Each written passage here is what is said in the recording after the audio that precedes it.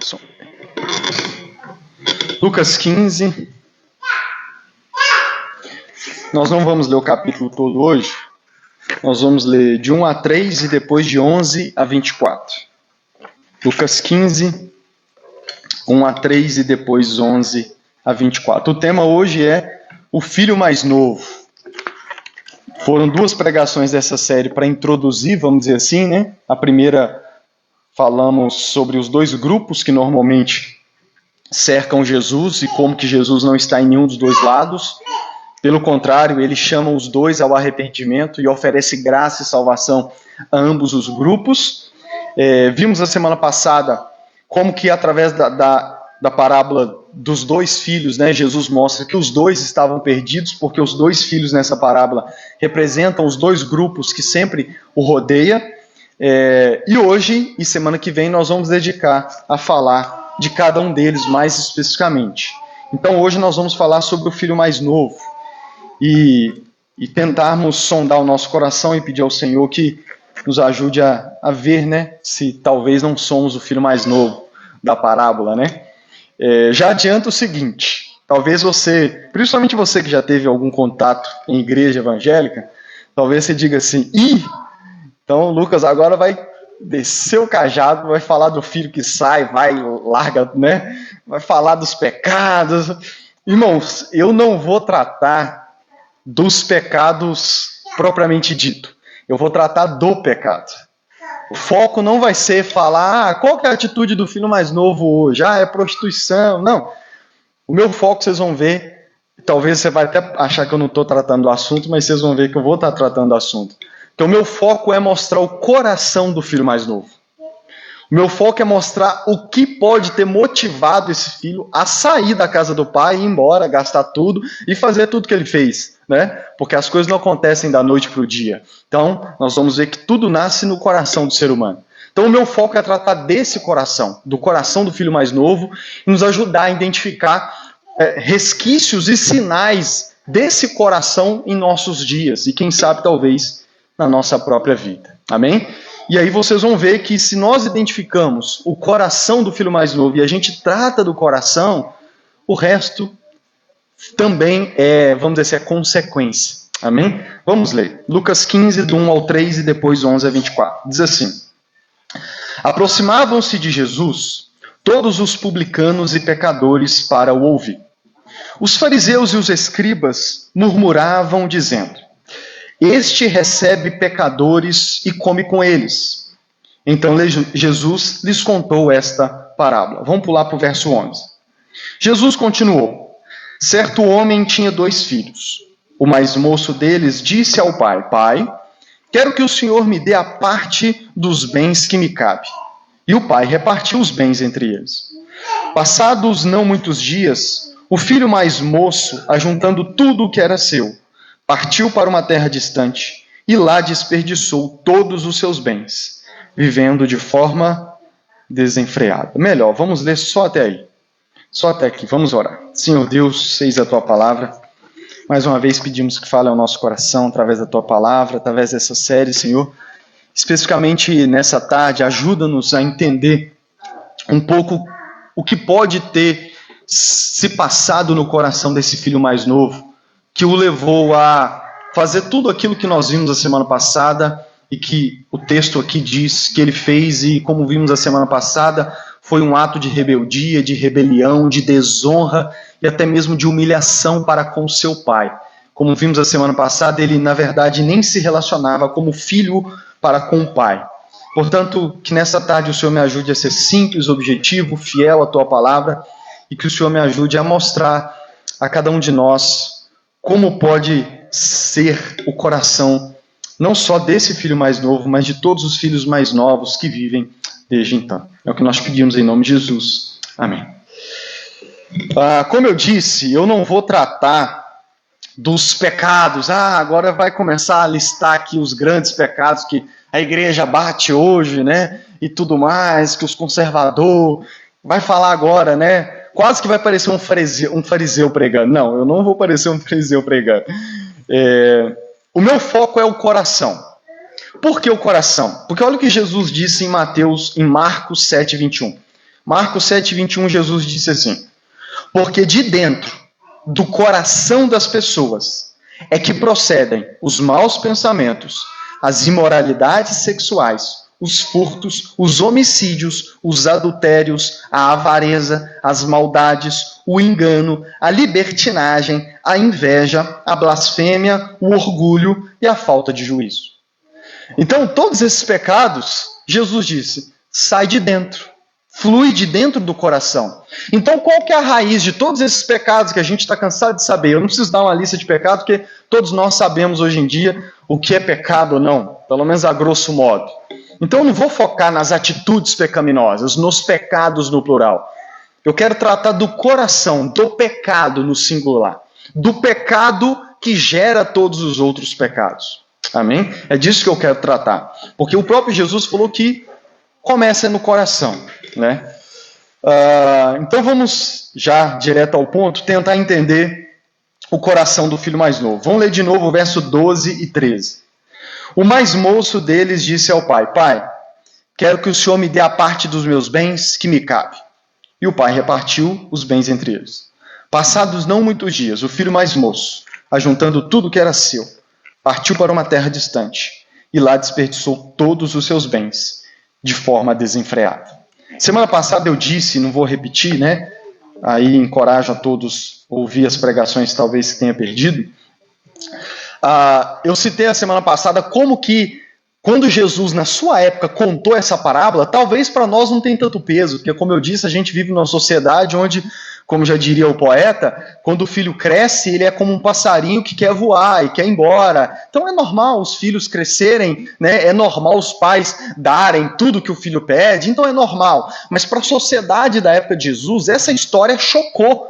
Cada detalhe dessa história chocou o pessoal na época, porque a sociedade da época era patriarcal, era muito firmada a comunidade, a família, as tradições familiares. Eu estou vendo uma série muito boa, Shogun, a saga do Japão, eu estou vendo na Star Plus, mas tem no Prime também.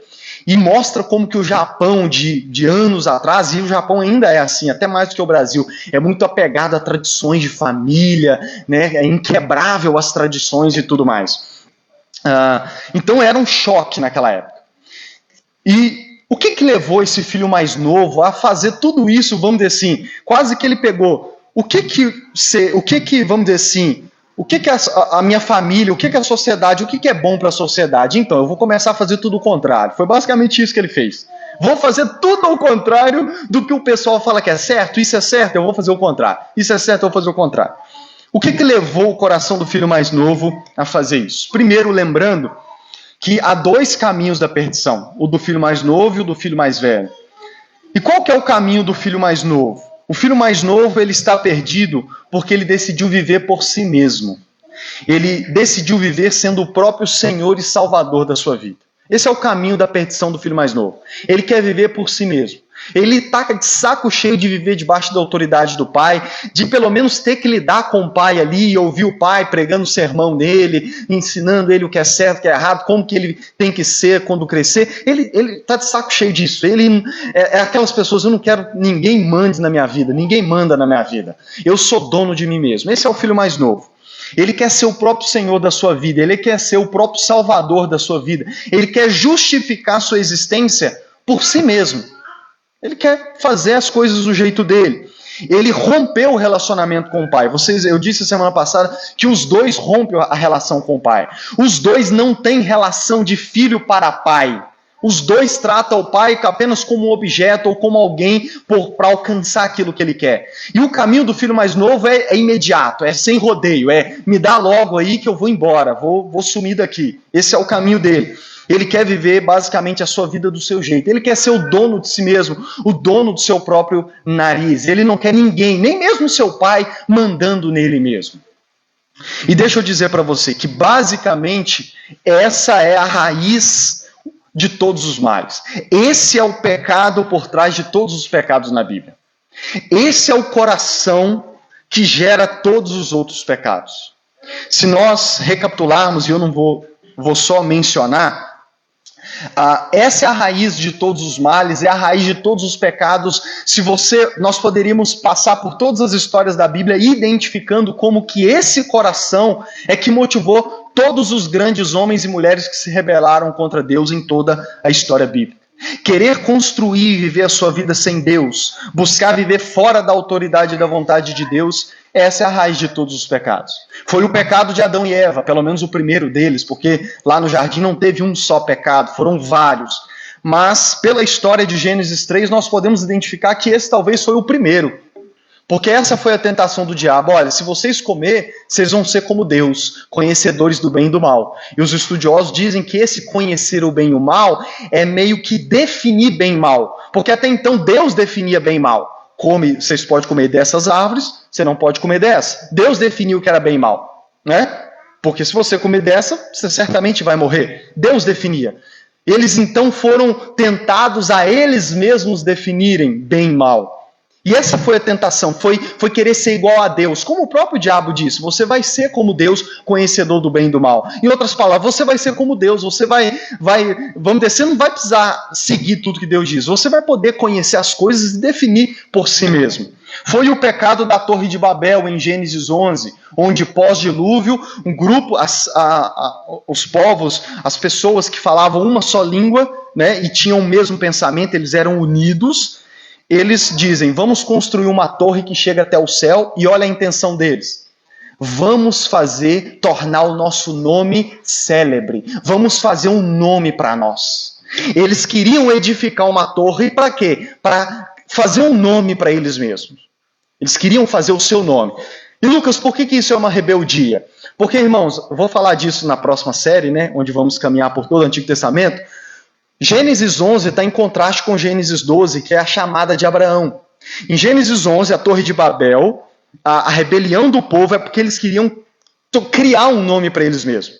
Em Gênesis 12, só para você ter uma ideia que isso era pecado, em Gênesis 12, Deus chama Abraão, e o que Deus diz para Abraão? Eu vou tornar o seu nome grande. Então, em Gênesis 11, eles queriam fazer o próprio nome grande. Em 12, Deus chama um homem e diz, eu vou tornar o seu nome grande. Então, olha para você ver, é eles criando para si mesmo, e lá em Gênesis 12 é Deus prometendo a Abraão, é eu quem vou fazer. Então você vai sair daqui da sua terra e vai para um lugar que eu ainda vou te mostrar, ou seja, totalmente dependente de Deus para tudo, certo? Então esse foi o pecado da Torre de Babel. É o pecado do período dos juízes. Nós vamos pregar na próxima série uma pregação e resumir o período dos juízes, mas capítulos 17, versos 6 e 21, 25, resume toda a história do período dos juízes, onde a gente vê a nação de Israel só indo ladeira abaixo. E o que esses dois versos resumem? Eles resumem dizendo assim, naquele tempo, cada um fazia o que bem entendia, cada um fazia o que era certo aos seus próprios olhos. Essa é a marca daquele período. Cada um fazia o que queria. Eles esqueceram a Deus, diz o capítulo 2 Juízes, esqueceram a Deus e cada um fazia as coisas do seu próprio jeito. Também é o que gera o período dos reis na nação de Israel.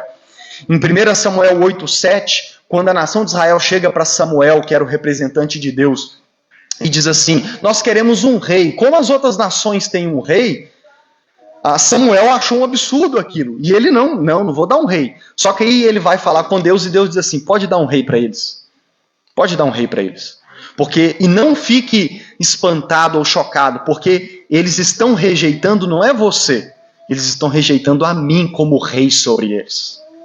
Então Deus revela que o que levou eles a pedir um rei, e a partir daí começam os reis de Israel, não era uma motivação de organizar a nação. Não, Deus disse, eles estão rejeitando a mim como rei deles. Porque até aquele momento era uma teocracia. Deus era o rei. Deus estabelecia as regras, os códigos civis que a gente lê em Êxodo Levítico em Êxodo e Levítico.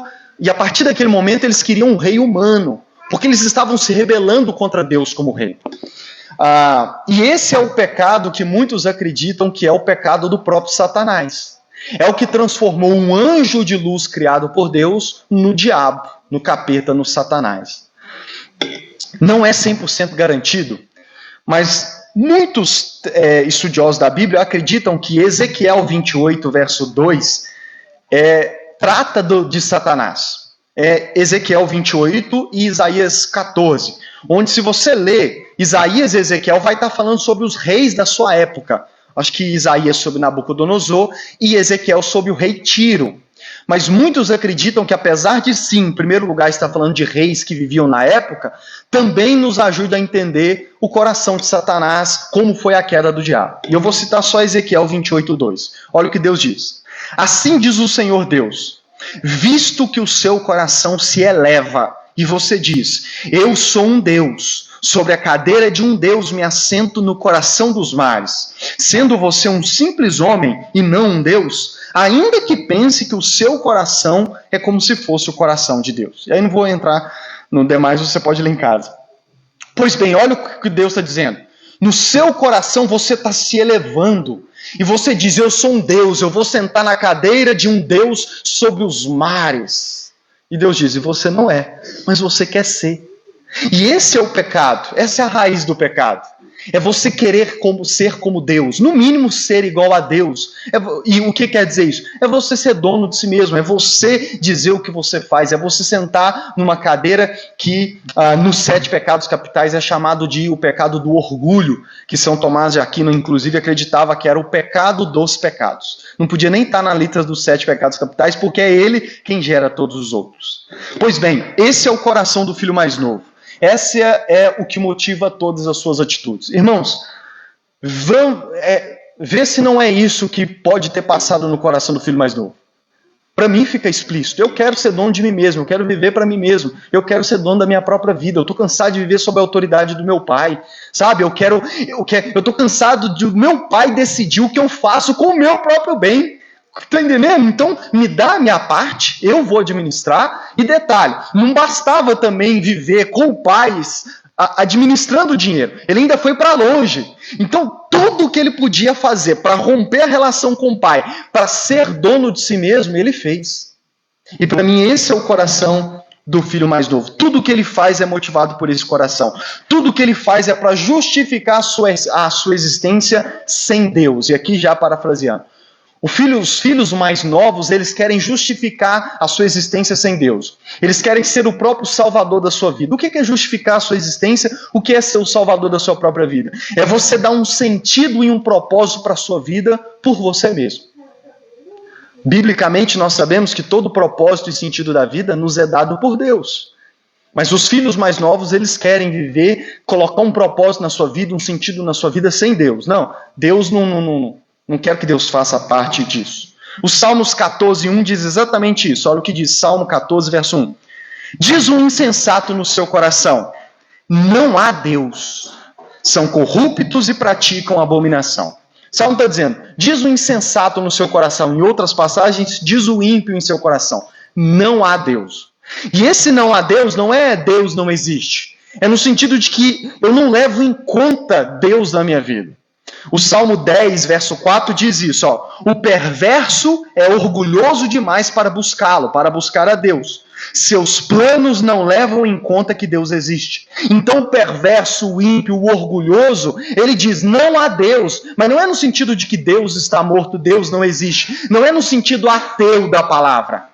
É no sentido de que ele não leva em conta Deus na sua vida. Ele não leva em conta que Deus existe. Talvez ele até acredita que Deus existe, porque o filho mais novo sabe que se ele está vivo é porque ele tem um pai. Mas a maioria das pessoas, como eu tenho dizendo nas últimas semanas, acreditam que Deus existe. Acreditam num Deus criador. Mas olha o ponto, é que você pode ser um filho mais novo mesmo acreditando em Deus, mesmo sabendo que ele existe. A partir do momento em que você, apesar de crer que Deus existe, você vive a sua vida como se ele não existisse. Deus não dá pitaco, Deus não dá opinião na sua vida. Então você saber que ele existe e você viver como se ele não existisse, no fim das contas é a mesma coisa. É igual o ateu. O ateu não vive como se Deus não existe, ele acredita que Deus não existe. Aqueles que acreditam em Deus, mas vivem do seu jeito, como manda o seu próprio coração, eles são filhos mais novos e são iguaizinhos ao ateu. Na verdade, às vezes, é até pior, né? Porque ele ainda, no fundo, ainda diz que acredita em Deus. Quando é conveniente, ele ainda lembra de Deus. Mas não é assunto para hoje. Paulo diz assim em 2 Timóteo, capítulo 3, verso 1. Saiba, porém, isto. Nos últimos dias sobrevirão tempos difíceis, pois os homens serão amantes de si mesmos. Nós estamos nos últimos tempos. E Paulo já havia dito que nos últimos tempos os homens seriam amantes de si mesmos. E eu creio que não é que eles nunca foram, porque, como eu disse, para mim, toda a Bíblia, essa é a raiz de todos os pecados. É você ser amante de si mesmo, é você amar a si mesmo. Mas o que Paulo está dizendo é que isso iria se intensificar, as coisas ficariam piores. E eu quero te mostrar isso. O meu segundo ponto é o pecado chamado humanismo. Se para a Idade Média, para os primeiros pais da igreja, esse pecado que eu estou tratando do coração do filho mais novo era chamado de orgulho, do século XIV para cá ele ganhou um novo nome. Ele ganhou o nome de humanismo. E eu vou resumir de forma bem breve. Até o século XIV depois de Cristo, 1300 e quebrado por aí vai, na Idade Média, no que era chamado de Idade Média, o mundo ainda era marcado pelo teocentrismo. Até o século XIV, as sociedades do mundo inteiro ainda eram influenciadas pelo teocentrismo. O que é o teocentrismo? É Deus no centro de todas as coisas. A igreja ainda influenciava a sociedade. Né? Tinha até a mistura ali da igreja com o Estado, você não sabia o que era o que, e até mesmo aqueles que não eram, vamos dizer assim, cristãos professos, eles eram influenciados na vida social, na forma como a sociedade era organizada, pelo teocentrismo.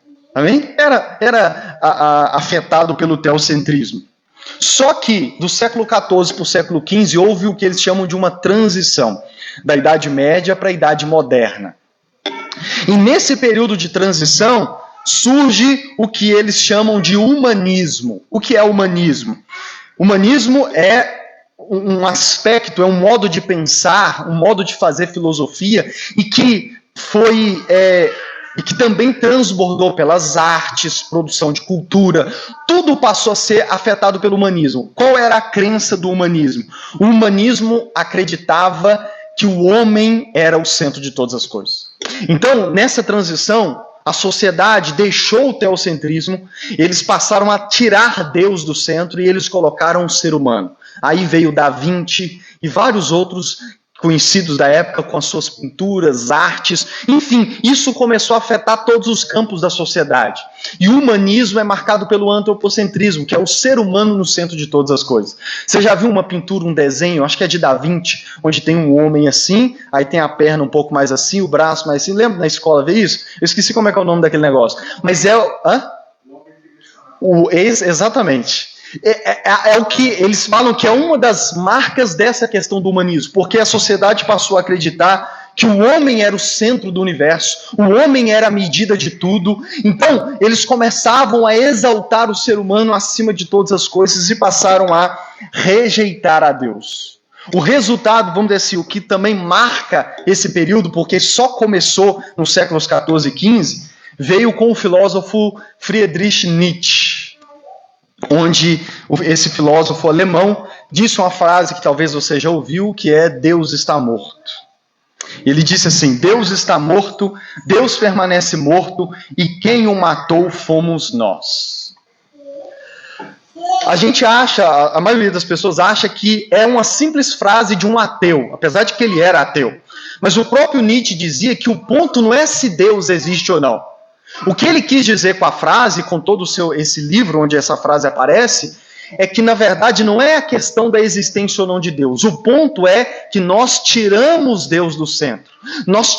Deus deixou de afetar a nossa vida. Nós passamos a viver sem levar em conta Deus, como diz o Salmo lá anos atrás. Eu estava lendo um post sobre as frases de Nietzsche e diz assim, o que ele queria dizer, na verdade, é Deus está morto como uma verdade eterna, como um ser que controla e conduz o mundo, como um pai bondoso que justifica os acontecimentos, como o sentido último da existência, enfim, como uma ética, como um modo de vida, independente da sua existência ou não. Então o ponto não era se Deus existe ou não. O ponto é que Deus deixou, nós abandonamos Deus e nós não trazemos mais Deus para a nossa vida. Deus não é o sentido último, Deus não é o propósito final da nossa vida, Deus não é aquele que justifica a nossa vida nessa terra. Nós passamos a colocar no homem, no humanismo, no antropocentrismo, em nós mesmos, a justificativa para tudo, a medida para tudo, e dessa forma nós matamos a Deus. Como esse coração humanista, então, é manifestado hoje? Hoje nós vivemos num período em que é chamado de pós-modernidade, ou seja, no nível ainda mais intenso do que a modernidade. E se você acha que esse humanismo melhorou, ele só piorou. Por que ele piorou? Porque hoje o humanismo não acabou, mas ele evoluiu. E o que eu quero dizer com isso? Ele foi elevado ao quadrado. O absoluto hoje em dia, e você pode perceber isso, é o eu. Na Idade Moderna era o ser humano como um todo, né? Todo mundo falava, não, é o homem, é o ser humano, é a raça humana que é o centro e tudo mais. Hoje não, isso foi elevado ao quadrado. O que nós pregamos e acreditamos hoje não é nem que é o ser humano, mas é eu. Eu. Estamos numa época em que mais e mais pessoas acreditam que o mais importante é o eu do indivíduo e a sua liberdade de ser e fazer o que quiser. Você é o autor da sua própria vida. Tem uma frase de um poema que até dizem que o Mandela repetia sempre na cadeia. O poema é de William Ernest Henley. O poema é Invictus, de 1875. Ele diz assim em um trecho: eu sou mestre do meu destino, eu sou o comandante da minha alma. Pode soar bonito esse poema, mas é um poema humanista. É um poema que revela esse coração onde eu sou o mestre do meu destino. Ou seja, não tem destino, não tem um Deus, não tem um acaso, nada que defina o meu destino. Eu defino o meu próprio destino. Eu sou o capitão da minha própria alma. É eu que defino tudo na minha vida. Eu e mais ninguém, nem Deus, nem qualquer outro ser humano. Nem mesmo, por exemplo, a conveniência social, porque no humanismo, os homens ainda construíam as coisas juntos, certo? Era junto, era no partilhar, era vamos construir uma sociedade junta. Hoje em dia não, hoje em dia as pessoas estão pouco se lixando para a sociedade. Porque nem a sociedade, nem a minha família, e muito menos Deus tem a ver na minha vida. É eu quem defino tudo. Eu tenho a liberdade e a autonomia para ser e fazer o que eu quiser. É eu quem mando. E nós passamos da compreensão de que devemos conformar a nossa vida à realidade para uma era em que submetemos a realidade aos nossos desejos e vontades. É o filho mais novo. Não é o meu pai, não é a tradição, não é a família, não é a comunidade. Não, eu estou pouco me lixando para isso. Nem meu pai, muito menos meu irmão mais velho, nem o clã da minha família, a tribo da minha família, nem o meu país. E que patriota, que caçamba não é patriota, meu filho. Patriota é coisa de gente que... Não, é eu. Então eu vou o mais longe possível. O mais longe, qualquer pessoa que possa me conhecer e querer de alguma forma meter dedo na minha vida, eu quero ir o mais longe dessa turma toda. E eu sou dono da minha própria vida. Tem uma atriz da Globo, a Aline Moraes, sabe quem que é? Uma loura. Numa entrevista ela diz assim: as pessoas te cobram que você acredite em alguma coisa. Eu acredito em mim, tenho fé em mim, eu sou meu próprio Deus, sou escrava da minha própria criação. Humanismo. Muito provavelmente ela deve ser ateia também. Mas se ela é ateia ou não, se acredita ou não em Deus, porque as pessoas hoje em dia está na moda também ser agnóstico, que é, não tenho certeza se Deus existe ou não, mas para mim não faz diferença. Esse é o agnóstico. Ele não tem certeza. Ele assume que não tem como provar que Deus não existe. Mas para ele, assim como para Nietzsche, provar ou não que Deus existe não faz diferença, porque existindo ou não, ele não tem nada a ver com a minha vida. Estão entendendo? Existindo ou não, ele não tem nada a ver com a minha vida. E ela diz: eu acredito em mim, tenho fé em mim, eu sou meu próprio Deus, sou escravo da minha própria criação. Sou escravo da minha própria criação. Irmãos, quando a gente quer fazer a nossa própria vontade, quando a gente quer definir o que é certo e o que é errado, quando queremos ter autonomia absoluta, nós nos tornamos o nosso próprio Deus. Nós nos tornamos o nosso próprio Deus. Nós sentamos no trono do nosso coração. Agora, essas frases que eu citei é algo bem escrachado, né? É algo bem... todo mundo consegue saber que é uma rebeldia contra Deus. Mas o meu próximo ponto é o coração humanista velado, o escondido, o disfarçado. Aquele que às vezes nós não percebemos que é o humanismo, que é o coração do filho mais novo, mas que na verdade é. E a primeira forma de humanismo velado, escondido, é quando nós buscamos a felicidade acima de todas as coisas. Não vou desenvolver, porque só isso daria uma pregação. Mas quando, irmãos, hoje em dia, quando nós buscamos e fazemos da felicidade o nosso propósito maior na vida, e como eu identifico isso, Lucas? Quando você tem que escolher entre ser feliz e obedecer a Deus, e você escolhe ser feliz, seu coração é do filho mais novo. Você é um humanista. E por que eu coloquei essa frase que para mim eu não preciso explicar mais? Porque qual de nós não poderia dizer que, vez ou outra, ainda que eu não diga com palavras, mas dentro de mim, com meus próprios pensamentos, eu não estou nessa sinuca de bico? Eu vou ser feliz, eu vou fazer aquilo que eu acho que vai me fazer feliz, ou eu vou obedecer a Deus?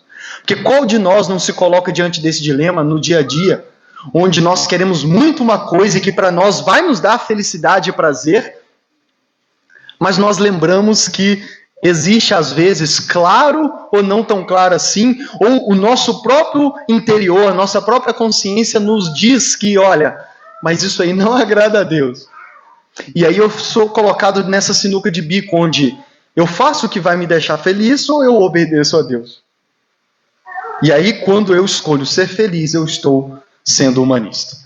O segundo modo velado é quando nós buscamos a liberdade sobre todas as coisas.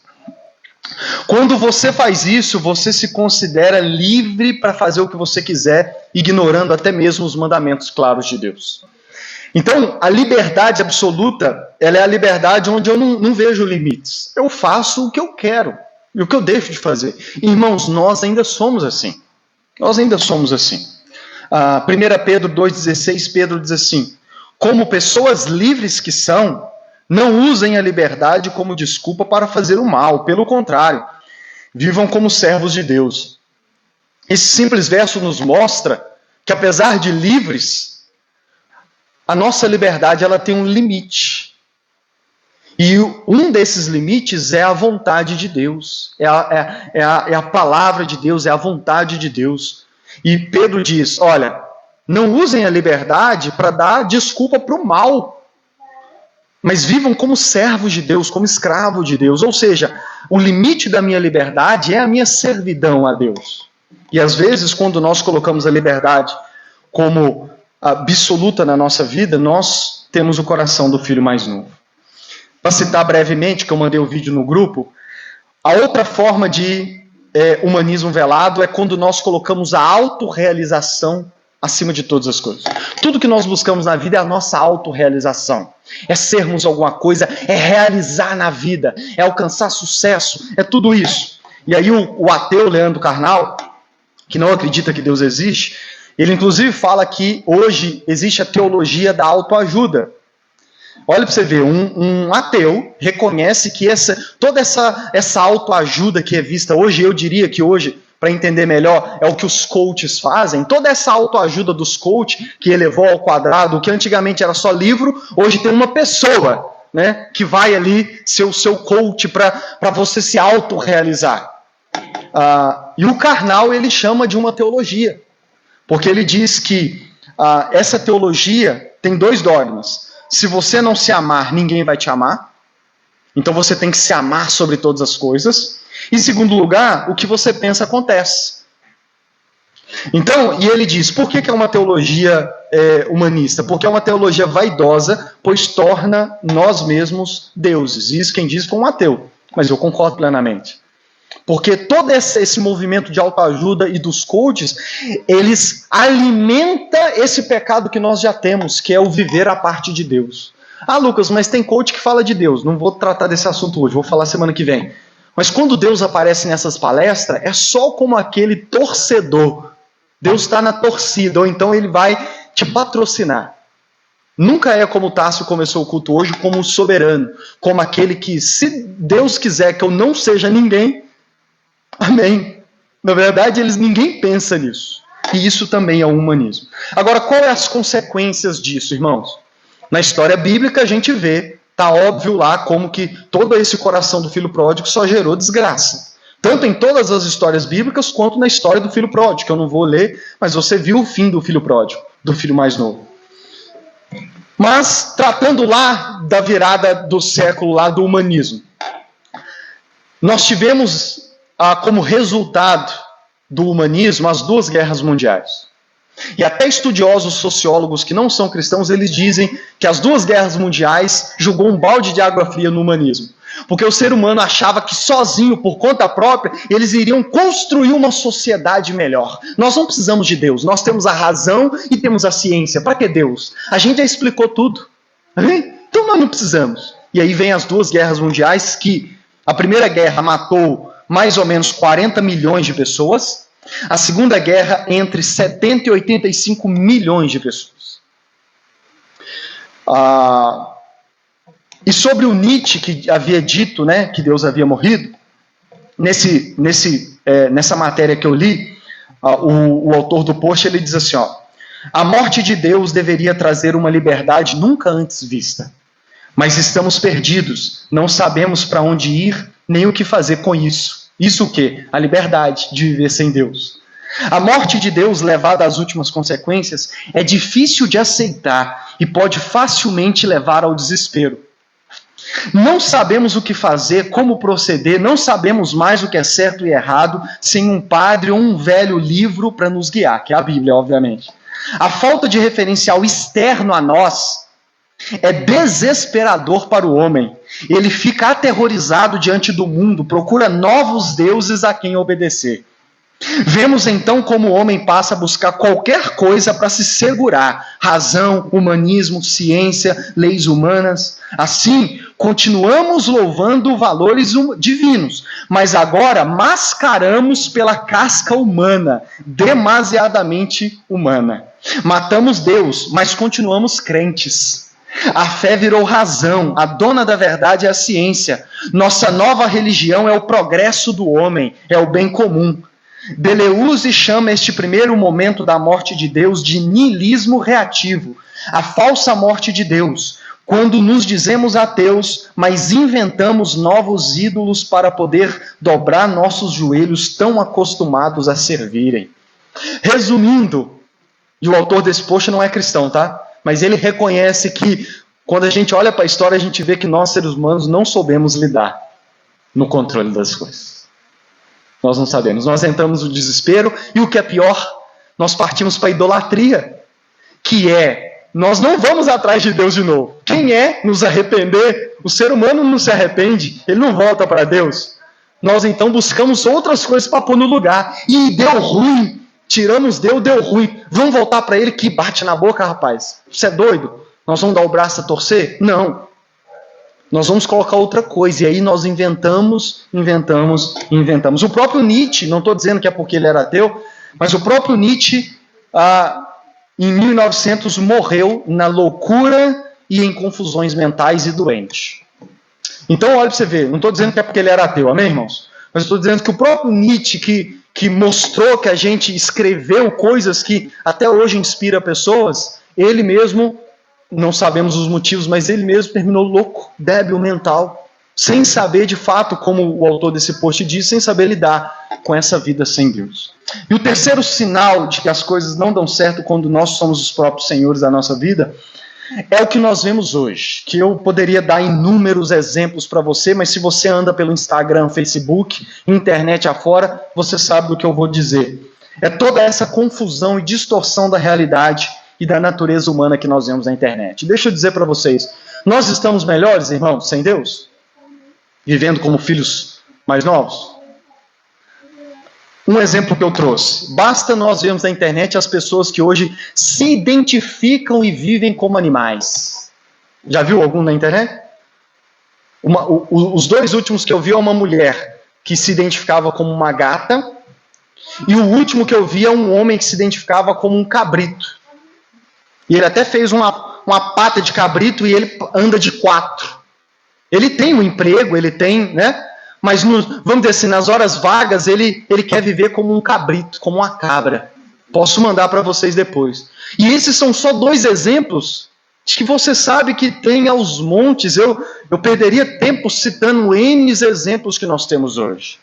Um outro ponto é que mandei para vocês o programa do Linhas Cruzadas, não sei se deu para vocês assistirem, do Pondé, que também é um ateu, mas eu gosto muito dele, porque ele, como ele mesmo diz, ele é um ateu não praticante.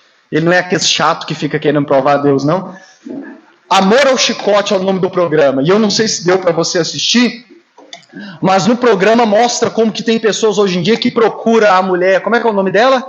É a imperatriz, que é uma profissão que no caso da matéria do programa é uma mulher que recebe pessoas e ela diz, eu recebo médicos, advogados, gente renomada que vem aqui simplesmente para que eu bata nelas com chicote, para que eu a escravize. E aí mostra a reportagem que tinha uma mulher lá com ela vestida com uma máscara para não expor também, e que ela simplesmente vai para lá para passar uma sessão com a mulher escravizando ela, põe coleira, bate com chicote e várias outras coisas. Assista o programa para você ver. E ela diz que tem pessoas que vai mais de uma vez por semana. Pessoas que têm suas profissões de sucesso, famílias, mas que fazem isso às ocultas. É o que o autor do post diz. Nós procuramos outras formas, porque o nosso joelho está acostumado a dobrar e servir. Mas como nós não queremos servir a Deus, nós vamos acabar servindo a outras coisas. Um outro texto muito bom, talvez você já viu na internet, diz assim: a geração mais livre, empoderada, sem filhos, sem regras, sem tabus, sem esse Deus retrógrado e sua lei ultrapassada, sem compromisso com a família, com tudo na mão, com toda a tecnologia disponível, com drogas na esquina, com sexo na esquina, é também a geração mais depressiva, ansiosa e suicida. Cadê a felicidade de vocês? Vocês foram enganados. A ausência de regras, princípios, não liberta ninguém. Você também constata isso. Nós somos a geração da ansiedade, da depressão e do suicídio. Ora, mas devíamos ser a geração mais livre, mais bem resolvida. Afinal de contas, temos conseguido matar Deus, nem que seja na prática da nossa vida, vivendo sem Ele. Mas o que nós vemos constatadamente é justamente o contrário. Tem uma frase de um livro, na verdade do prefácio do livro 12 Regras para a Vida. O autor diz assim: sem regras, rapidamente nos tornamos escravos das nossas paixões, e não há nada de libertador nisso. Irmãos, sem Deus, nós nos tornamos escravos, no mínimo, de nós mesmos, das nossas paixões. E aí, uma frase da série, eu até postei da série que eu estou vendo, Shogun. Tem um momento em que o rapaz, que é inglês, está questionando a japonesa dela seguir uma regra lá ou não, e ela não, e ele fala, não, vamos ser livres, você pode ser livre. E aí ela vira e diz assim para ele: se você vive só pela liberdade, nunca será livre de si mesmo. Porque a falsa liberdade absoluta vai tornar você livre das suas próprias paixões. Ou você acha que aquelas pessoas que vão até a imperatriz lá ser escrava de uma mulher, você acha que eles estão sendo livres? Você acha que isso é liberdade? Eles estão indo porque quer? Obviamente estão indo porque quer. Estão indo porque são livres? Estão indo porque são livres. Mas qual de nós ousaria chamar aquilo de liberdade? Porque quando nós buscamos a liberdade acima de tudo, nós nos tornamos escravos de nós mesmos. E a pior coisa que pode acontecer com o ser humano, irmãos, é ele ser livre absolutamente para fazer sua própria vontade. Romanos capítulo 1, quando Paulo vai falar, ele traça um quadro da sociedade que nós vivemos. E Paulo, por 3 vezes, ele diz assim, ó, Deus os entregou, Deus os entregou e Deus os entregou. Paulo mostra que toda essa corrupção que nós vivemos no mundo é resultado de Deus ter virado para o ser humano e, como diz o Augusto Nicodemos, ter dito, seja feita a tua vontade. Porque o pai repartiu a herança, lembra disso? Pode ir. E o resultado foi o quê? O mais fundo do poço, o pior que poderia acontecer. Irmãos, Deus deixa quando a gente quer. Deus nos dá corda. Ele deixa a gente ir. Pode ir. Deus os entregou, Deus os entregou, Deus os entregou. Vá. Seja livre então. Mas o que nós vemos e o que nós fazemos com essa liberdade é só nos afundar no fundo do poço. E é por isso que Jesus disse que todas aquelas atitudes maus pensamentos, imoralidade sexual, furto, homicídio, adultério, avareza, maldade, engano, libertinagem, inveja, blasfêmia, orgulho, falta de juízo, e acrescente quais pecados você queira acrescentar. Jesus diz, procede do coração. E de qual coração defendo eu nesta tarde? Do coração independente, que quer viver à parte de Deus, que quer ser o seu próprio Senhor, que quer ser dono de si mesmo. Meu penúltimo ponto breve. Tiago, capítulo 1, verso 25, nos fala sobre a verdadeira liberdade em obediência a Deus. Tiago diz assim, mas o homem que observa atentamente a lei perfeita que traz liberdade e persevera na prática dessa lei, não esquecendo o que ouviu, mas praticando, será feliz naquilo que fizer. Tiago está falando sobre você ser praticante, não só mero ouvinte da palavra de Deus. E aí ele acrescenta dizendo, porque o homem que observa atentamente a lei perfeita de Deus, que traz liberdade. Parece um paradoxo, né? Tiago está dizendo que a lei perfeita de Deus, ou seja, todos os mandamentos de Deus, eles trazem liberdade. E todo homem que persevera na prática, na obediência dessa lei, ele vai ser feliz em tudo o que faz. Tiago vai na contramão do que nós hoje acreditamos. Tiago nos diz que nós somos verdadeiramente livres e felizes quando somos obedientes aos mandamentos de Deus. Porque os mandamentos de Deus é uma lei perfeita. Qual de nós não poderia dizer e reconhecer que quando buscamos obedecer a Deus, ainda que não consigamos ser fiéis 100%, e eu vou falar disso semana que vem, mas qual de nós poderia dizer que às vezes, quando nós permanecemos no caminho da obediência à palavra de Deus, nós não temos no mínimo uma vida mais saudável? Não vou dizer que os crentes, que os verdadeiros cristãos têm vidas melhores, e aqui nos parâmetros mundanos. Às vezes o cristão ele pode sofrer mais do que aquele que não é. Se você ler o Salmo 73, o salmista está em crise, porque ele diz, eu olhei para o ímpio e o ímpio prospera. O ímpio tem saúde, dá tudo certo para ele. Dá tudo certo. Aí, aparentemente a vida dele é 10 vezes melhor do que a minha. E ele entra em crise, leia na sua casa essa semana o Salmo 73, mas aí no final ele diz assim, mas aí quando eu entrei no santuário de Deus, e eu vi o fim deles, eu acalmei meu coração. O salmista só acalmou o coração quando Deus deu para ele uma visão do fim dessa vida ímpia, do filho mais novo. Qual é o fim dela? Irmãos, não é nada bom, e nós temos presenciado na nossa geração esse humanismo levado às últimas consequências. A verdadeira liberdade vem por meio da obediência à vontade de Deus. E uma vida de obediência a Deus liberta você de todo tipo de escravidão, inclusive e principalmente de si mesmo. Porque você pode dizer, Lucas, mas eu não sou escravo de ninguém. Eu escravo, Lucas? Eu não sou escravo de ninguém. Deixa eu dizer, se você se diz e se considera escravo de ninguém, você está sendo escravo de você mesmo. De você mesmo. E a verdadeira liberdade é aquela que nos livra de nós mesmos. Que nos livra não só das escravidões que existem mundo afora, de outros deuses e tudo mais. Isso é a ponta do iceberg. Mas o que Cristo e a lei de Deus nos liberta é também da escravidão de nós mesmos, das nossas próprias paixões, daquilo que o nosso coração quer fazer. E Marcos 7, 21, Jesus disse o que o nosso coração caído, desde Gênesis 3, quer fazer. Eu finalizo com a boa notícia aos filhos mais novos. Tem uma boa notícia. A boa notícia está em Lucas 9, 23 a 25, onde Jesus diz assim. Jesus dizia a todos, se alguém quer vir após mim, negue-se a si mesmo, dia a dia tome a sua cruz e siga-me. Pois quem quiser salvar a sua vida, a perderá. E quem perder a sua vida por minha causa, a salvará. De que adianta uma pessoa ganhar o mundo inteiro, se vier a perder a sua alma ou a causar dano a si mesmo? Qual é o chamado de Cristo aos filhos mais novos? Cristo nos chama a negar a nós mesmos.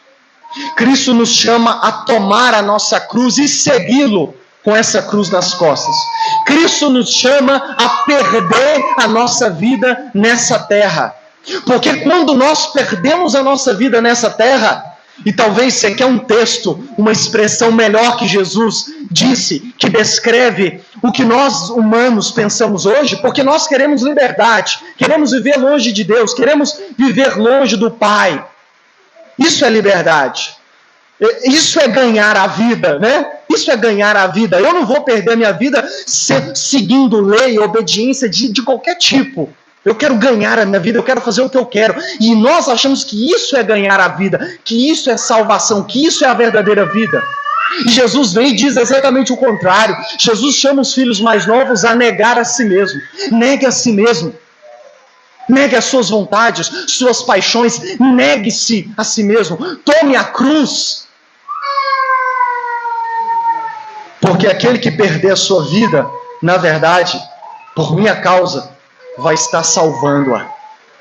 Perder a vida nessa terra é, na verdade, ganhar a verdadeira vida. Porque perder a vida nessa terra é ganhar a vida por vir.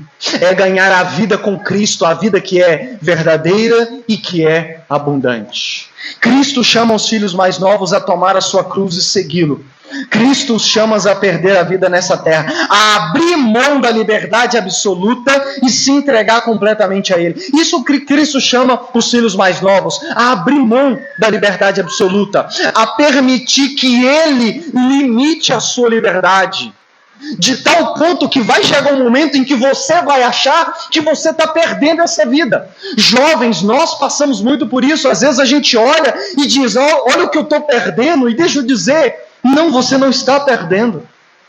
Mas a gente acha, por um momento, você vai achar que você vai estar perdendo a vida, quando na verdade você vai estar ganhando. Porque a verdadeira liberdade, ela existe quando nos submetemos a Jesus como Senhor e Salvador. Quando nós permitimos que Ele seja o Salvador, que Ele justifique a nossa existência, que Ele se torne o bem último, o propósito maior da nossa vida, e que Ele se torne o Senhor. Eu faço o que Cristo me manda ou me permite fazer. Ele é o Senhor da minha vida, Ele está no trono, Ele é o dono, Ele é o Senhor. Eu sou um servo, um escravo dele. Os apóstolos abriam as suas cartas dizendo assim, Paulo, servo, escravo de Cristo. Nós entregamos a coroa para Cristo. E a boa notícia é que quando nós achamos que fazendo isso a gente está perdendo, na verdade a gente está ganhando. E talvez você me pergunte, Lucas, como que eu posso ter certeza disso? Eu não consigo acreditar nisso. Eu termino dizendo para você. Por que Cristo chama os filhos mais novos a negar a si mesmo, tomar a sua cruz e o seguir? Porque quando você achar que está perdendo, na verdade você vai estar ganhando. Porque deixa eu dizer para você, esse foi o caminho que Ele tomou para salvar a mim e a você. Esse é o caminho de Cristo. Lembra que eu disse que Cristo não está nem com um grupo e nem com outro? Que Ele tem o seu caminho próprio? Sabe qual é o caminho de Cristo? É o caminho que Ele pegou para salvar a mim e a você. É o caminho que Ele pegou para conquistar a minha e a sua salvação. É o caminho que Ele pegou para nos reconciliar com o Pai, para nos reconciliar com Deus. E qual foi esse caminho, irmãos? Ele negou a si mesmo em primeiro lugar. Lembra a oração dele no Getsemane? Pai, se possível, passa de mim esse cálice. Todavia não seja feito a minha, mas a tua vontade. Ele negou a si mesmo, a sua vontade, que gritou forte no jardim do Getsemane. Ele por um momento falou, Pai, se tiver outro jeito, faz. Mas que no fim seja feito a tua, e não a minha vontade. E Ele tomou a cruz por mim e por você.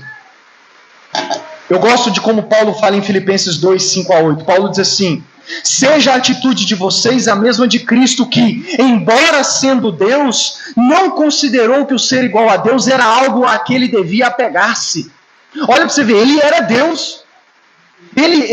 Nós vamos ver isso mais pra frente. Ele foi o Criador de todas as coisas. Cristo é o Criador de todas as coisas. E Ele era Deus, mas Ele esvaziou a si mesmo. Outra forma de dizer que Ele negou a si mesmo. Ele se esvaziou da sua glória. E Paulo diz, e veio a ser servo, tornando-se semelhante aos homens. E sendo encontrado em forma humana, humilhou-se a si mesmo e foi obediente até a morte e morte de cruz. Cristo negou a si mesmo, Cristo abriu mão de si mesmo, Cristo tomou a cruz e foi obediente aos planos do Pai, não só na forma como Ele viveu sem pecado, mas na morte e morte de cruz.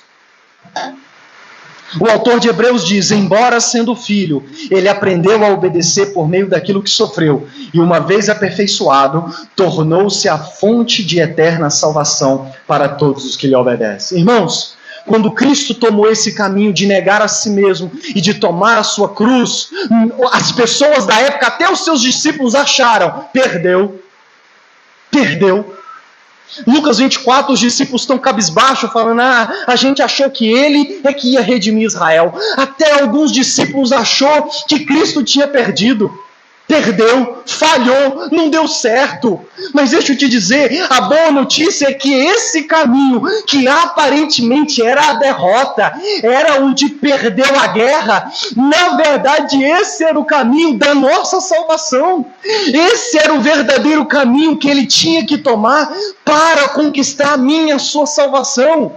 Era negar a ele mesmo, era tomar a cruz e ir até a morte por mim e por você. Nós olhamos para Cristo e falamos, perdeu. E na verdade ele estava ganhando, conquistando. E esse é o caminho que ele chama os filhos mais novos para andar com ele. Venha, me siga, negando a si mesmo e tomando a cruz. E pode ter certeza que assim como eu, como aconteceu comigo, vai ter um momento em que você vai achar que está perdendo a sua vida. Mas na verdade pode confiar, porque esse foi o caminho que eu fiz. Mesmo quando você achar que está perdendo, você vai se lembrar de que na verdade você estará ganhando. Porque a sua salvação eu conquistei perdendo. E a vida eterna você vai poder ter certeza de que se você abrir mão de si mesmo e tomar a sua cruz por minha causa e do Evangelho, você vai encontrar a vida, e a vida eterna e abundante. É por isso que eu termino citando o trecho da última música que nós colocamos, onde o autor diz assim, como Jesus ressuscitou da morte eterna para a luz, da água eu renasci. E faz sentido servir alguém melhor que eu. Nós temos visto na sociedade o resultado de servir a nós mesmos, de sermos livres. E se você for sincero, você vai ver que não tem sido boa coisa servir nem a outros, nem a nós mesmos. Mas o que eu gosto dessa música é que ele diz na frase, faz sentido servir alguém melhor que eu. Irmão, se está dando zebra, eu já ia usar outra palavra, se está dando zebra servirmos a nós, sermos absolutos, donos de nós mesmos, deixa eu te dizer, eu estou aqui para te lembrar que faz sentido servir alguém melhor do que nós. E Cristo é esse alguém melhor do que nós. E deixa eu dizer, faz sentido entregar o trono do nosso coração e da nossa vida a Ele. Faz sentido abrir mão de tudo por Ele e para Ele. Porque Ele é melhor do que nós. Ele é Deus. E Ele continua dizendo, e hoje sou livre, pois Ele vive. Ele vive e Ele reina em mim. Morte e pecado foram derrotados. E eu sou livre. Eu sou livre, enfim, de mim. Seguir Cristo, tomar a cruz, negar a si mesmo e não viver como um filho mais novo é que é a verdadeira vida, é que é a verdadeira liberdade. Porque Cristo te liberta não só da escravidão para todas as coisas e falsos deuses que existem nesse mundo, como Cristo também te livra de você mesmo. Amém? Vamos orar?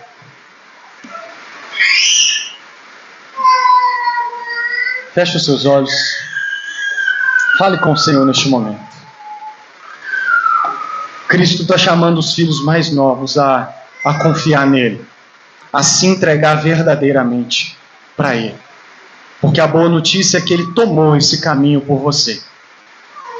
Cristo fez esse caminho por você, o de negar a si mesmo e o de perder tudo, para que hoje Ele possa estender graça e salvação a você, filho mais novo.